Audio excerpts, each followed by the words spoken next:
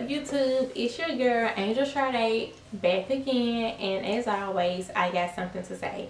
So as you can tell by my voice, I'm not as hype as I usually be.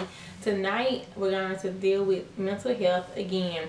On my channel, I am a big advocate for it, especially since I deal with it. So we're gonna do a lot of talking about mental health, and also me talking about it kind of helps too.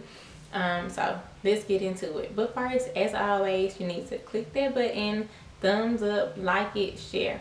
So today is going to be I don't know if I want to call these confessions. I know they're not motivational speeches because there's nothing really motivational about it. It's just expressing and just kind of talking about it. So nonetheless, let's talk about anxiety and triggers. Okay, so something that I deal with, of course, is anxiety.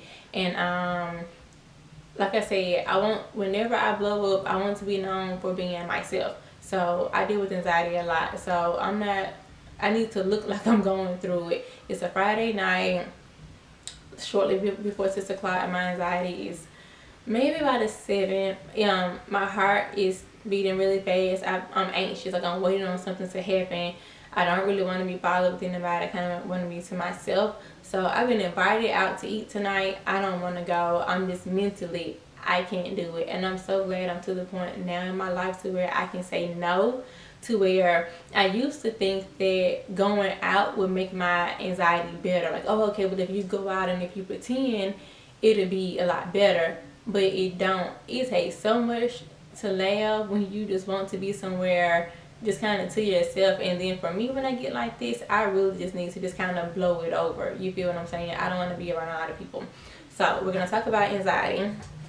And so what triggered it, gonna be honest, it's a Friday night, and so Friday nights I've been wanting to chill and relax. But again, I have a 4-year-old, so I don't really get to do a lot of that. So I think probably the anxiety trigger was knowing that, you know, instead of relaxing, I'm about to be boom, bam, boom, bam, boom. And I know that's part of being a mom. Keep your comments to yourself, go to hell.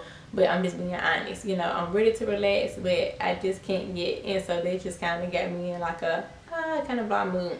But so I'm going to go over something that I saw on Instagram, and I think this would be perfect for this video. This is not my work at all, but when I read it, I was like, oh God, I have to make a video about that because, oh, excuse me, that's so rude.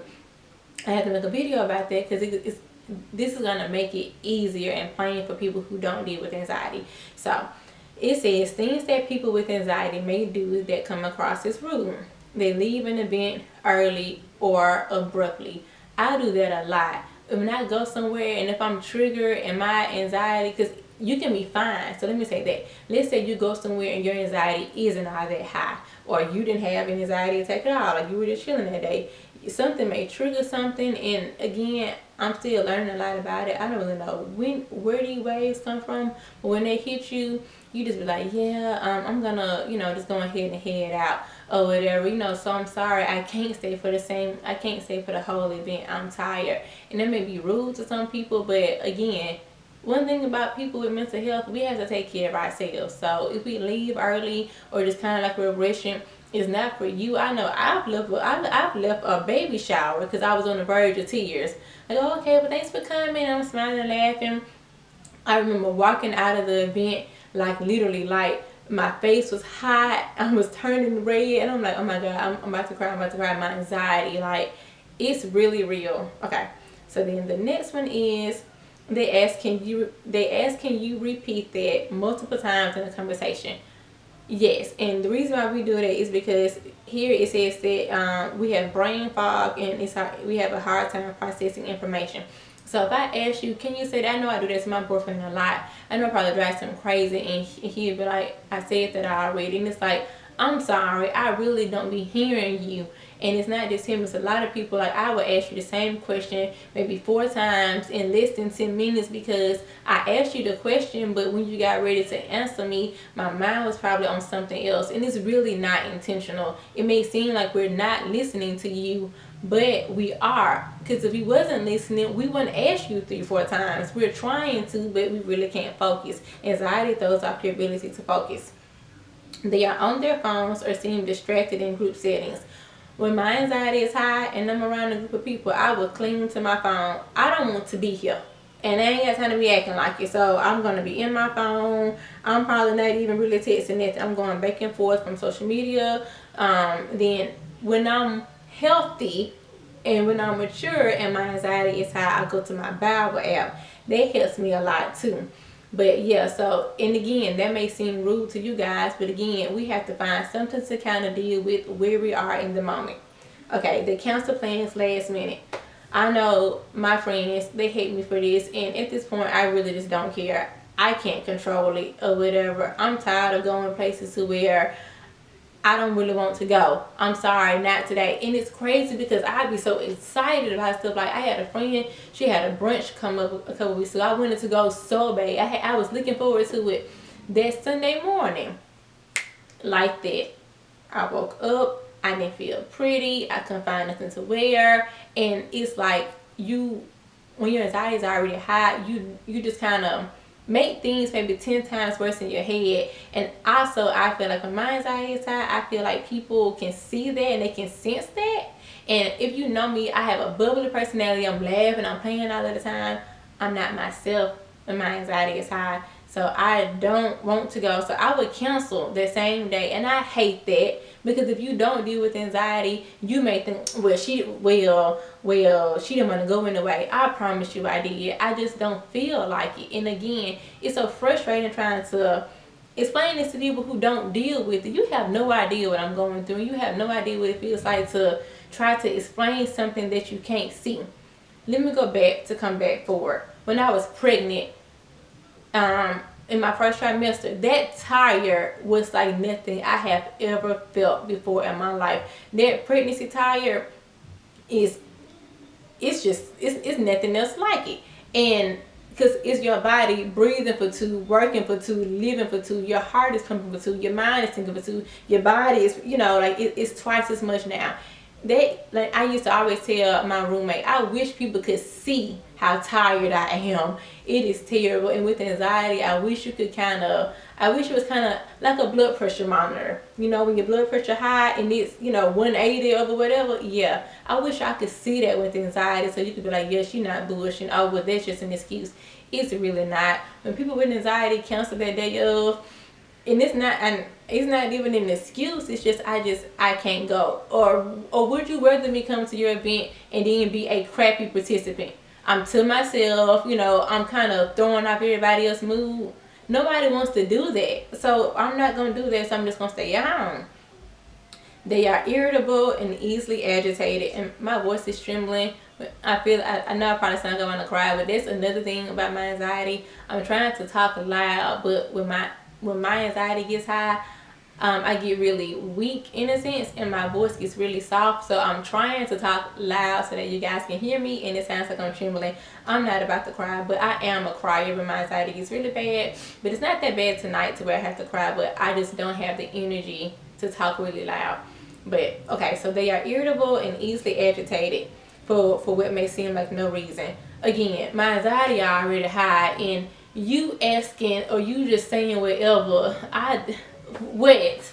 And again, we don't mean no harm, but again, like I said, I know with my anxiety, I don't want to be bothered. So any question, send me there, because I don't want to talk right now, which is why we try to isolate ourselves. When I say we, I need to say I try to isolate myself. I'm going to cancel your event, and I'm going to leave your event early, because there's no need to me projecting that onto you, and you haven't done anything. That's why it's like when I get like this, I stay to myself for this very reason, because now I'm irritable. They seem withdrawn. Yeah, again, I don't want to be bothered. My anxiety is high. I'm sorry, I don't want to interact right now. They lack eye contact or fidget often. I don't do the fidget or the lack of eye contact. Well, no, I take that back. I do. I may yeah, okay, I can see that. I don't fidget, but I won't look at you when you talk to me. I'm already well over mentally, so I probably won't look at you when you're talking to me.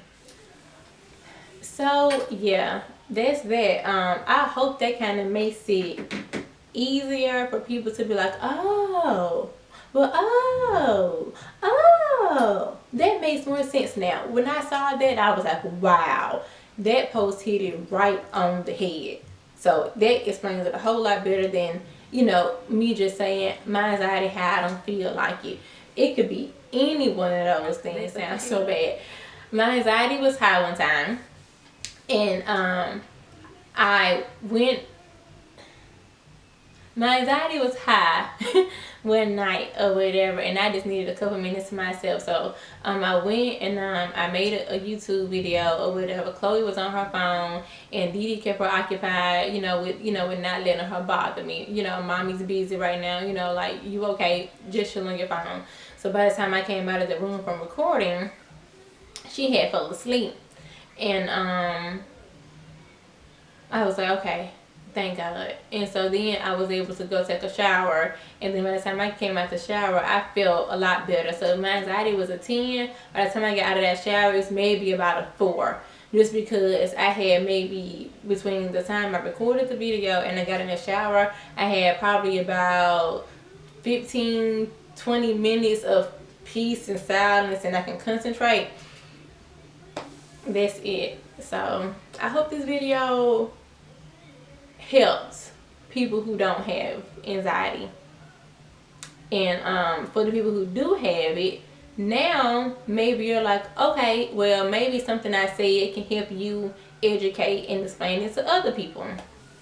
But for most part, this is for those of you who don't have it, so you can stop taking it so personal, because it's not nothing to fall out about, honey. It's just, I don't know. And like I said in another video, I wasn't like this until I had my child. Having children changes so much. And if I don't want to go, I'm not gonna go.